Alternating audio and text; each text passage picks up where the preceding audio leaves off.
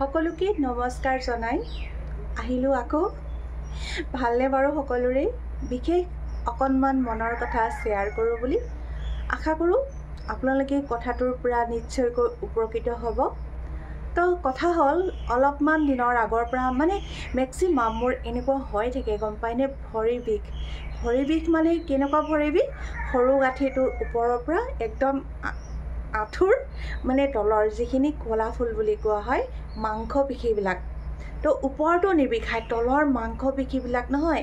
একদম টনটনাই থাকে মই কি কম কি কষ্ট পাইছোঁ মই মানে এনেকুৱা হয় যে বেটিক মানে গছকাই থাকোঁ নিজেও মালিচ কৰোঁ নাই মানে মাজে মাজে কেতিয়াবা কমি যায় আকৌ হয় মানে খুব বেছি পৰিমাণৰ মোৰ এইটো হৈ থাকে তো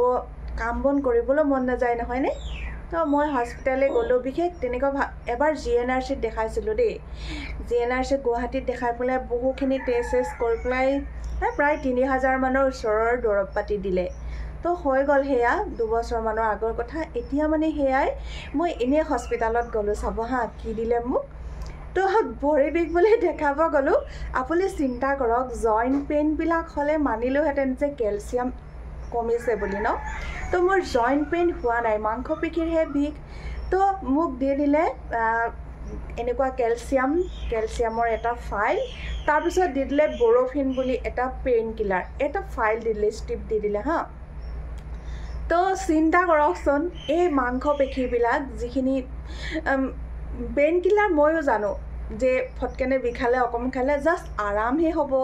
কিন্তু প্ৰব্লেমটো কি আপুনি নিজে অনুভৱ কৰিব পাৰে যে কিয় হ'ল ষ্টাডি কৰক অকণমান মই অহৰহ এনেকৈ কৰি থাকোঁ গতিকে মানি নলওঁ ডক্টৰে কোৱা কথাটো GNRCত মোক টেষ্ট কৰি যিখিনি দিলে তাত মোক তেনেকুৱা ধৰণৰ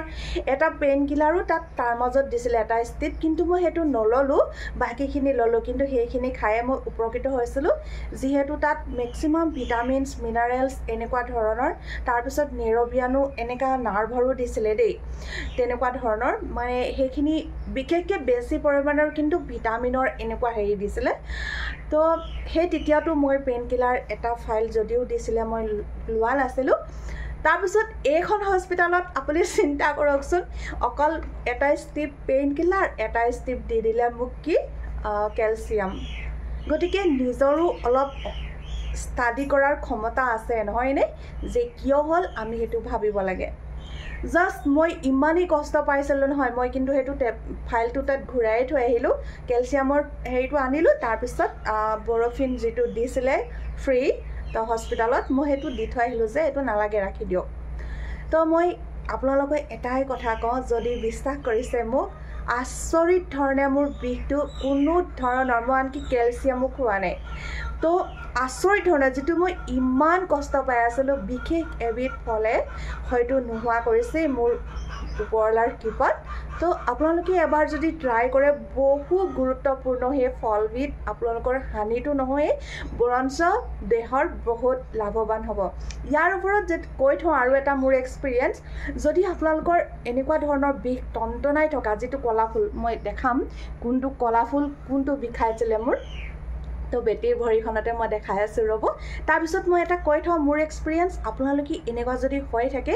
নিজেও কেতিয়াবা ফাৰ্মেচীৰ পৰা এটা টনিক চেৰি চিৰাপ বুলি মই কোনো ডক্টৰৰ পৰামৰ্শ নলওঁ কিন্তু চেৰি চিৰাপ এটা বটল আনি খোৱাৰ পিছতেই মোৰ বহুখিনি আৰাম হয়